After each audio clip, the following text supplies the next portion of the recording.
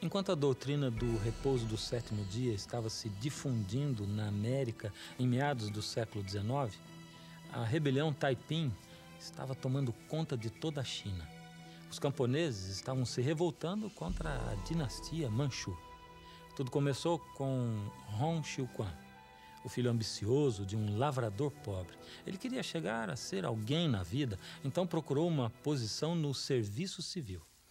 Porém, Hong nunca conseguiu ser aprovado no teste do serviço civil. Alguns historiadores dizem que ele foi tratado injustamente por causa dos preconceitos contra a classe camponesa.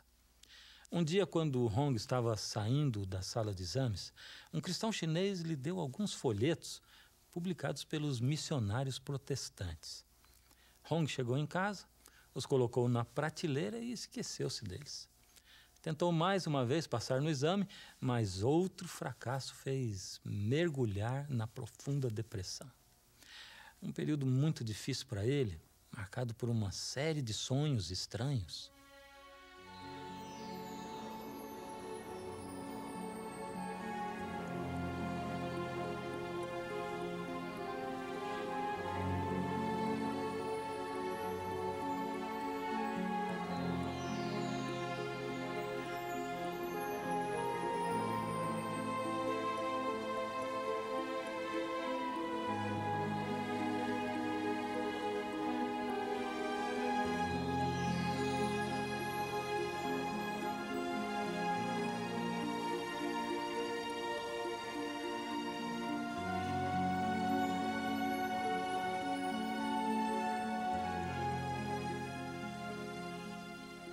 Quem era aquele ancião?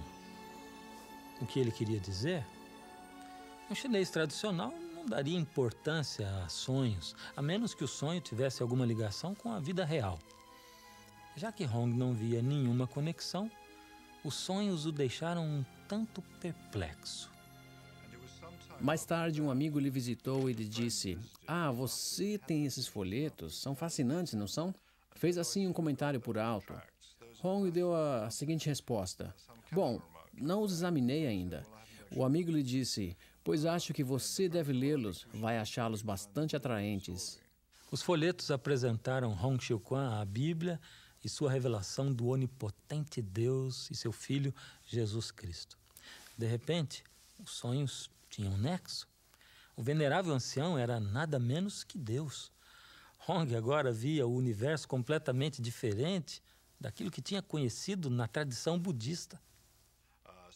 Portanto, o sonho, os folhetos, a Bíblia e tudo isso iam se harmonizando no seu entendimento, dando-lhe, consequentemente, uma visão cada vez mais complexa de Deus, o Pai. Hong achava que o propósito da sua vida era estabelecer o Taiping Tianguo, o reino celestial de grande paz. Seu zelo religioso se propagou por toda a classe camponesa oprimida, inspirando o maior movimento revolucionário do século XIX. Hong e seus seguidores publicaram e distribuíram a Bíblia, pedindo aos seus soldados que memorizassem várias partes da mesma. Eu acho que o aspecto mais cristão do movimento Taiping foi o alto valor que depositaram na lei dos 10 mandamentos. Fato esse evidenciado pelas 10 regras que eles possuem, as quais são idênticas aos 10 mandamentos. Os líderes do Taiping aceitaram o 4º mandamento literalmente, exigindo a observância do 7º dia da semana como repouso. Já que a semana no calendário tradicional chinês não tinha 7 dias, eles tiveram que readaptar a sua rotina. Hasteavam uma bandeira a cada 6º dia, de modo a lembrar o povo de preparar-se para o dia santo. O 7º dia é o dia sagrado do Pai Celestial. Nosso Pai Celestial deu ordem de ser o dia de repouso e o designou como dia de culto, como um lembrete constante às pessoas para que saibam que a verdadeira felicidade se lhes outorga por meio da graça do nosso Pai Celestial, para que possam sempre lembrar da bondade do Pai Celestial. O empenho de Hong ao estabelecer o grande reino de paz celestial não alcançou tanto êxito.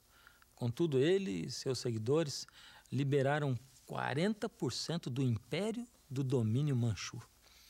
Embora mais tarde os britânicos e outros ocidentais viessem a ajudar os manchu a prevalecer, subjugando assim a Revolução de Hong Xiuquan em 1864. Justo nessas décadas, quando se travavam as batalhas do movimento Taiping na China, ocorria outra revolução num canto isolado da América do Norte. A história é muito conhecida por todos os lados no Vale do Rio Kobuk do Alasca e por todo o território ao redor. Em meados do século XIX, esse vale era a pátria de Manilak, um profeta esquimó. A seguinte história se transmitiu de geração em geração. He said many strange things, so people thought maybe this was a crazy man. But he was wise, wiser than the fat cook, the shaman. Sometimes he told about strange people who'll come from outside with white color. And he said they will bring books, and the people will understand these books, and they will know about God. He talked about boats flying in the sky. People going underwater with no paddles. That's why they said he was crazy. The shamans, I think they were afraid of him, or maybe jealous. He always broke their taboos. One time in Kotzebue, 2 of them wanted to do away with him. He told them, I could swallow up both of you, but of course he did not.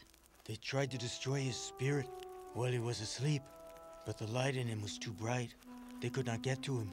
Another thing, he talked about the 7th day resting. He put up a pole in front of his camp every 7th day. He said, this is the day I rest.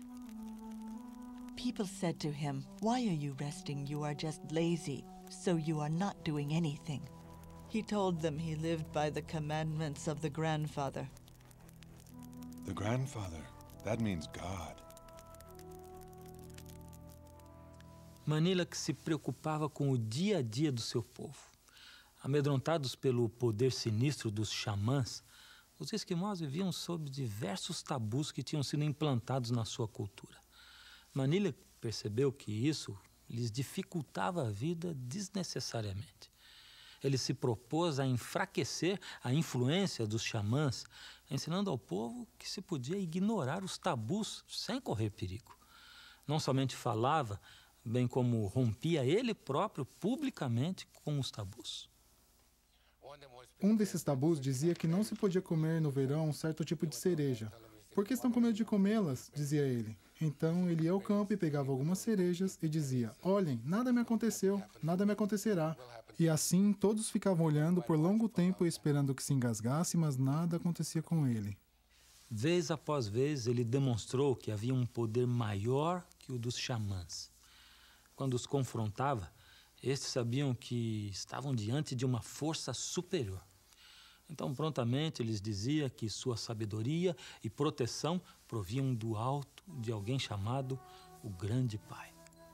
Foi o Grande Pai quem lhe deu o poder sobre os xamãs.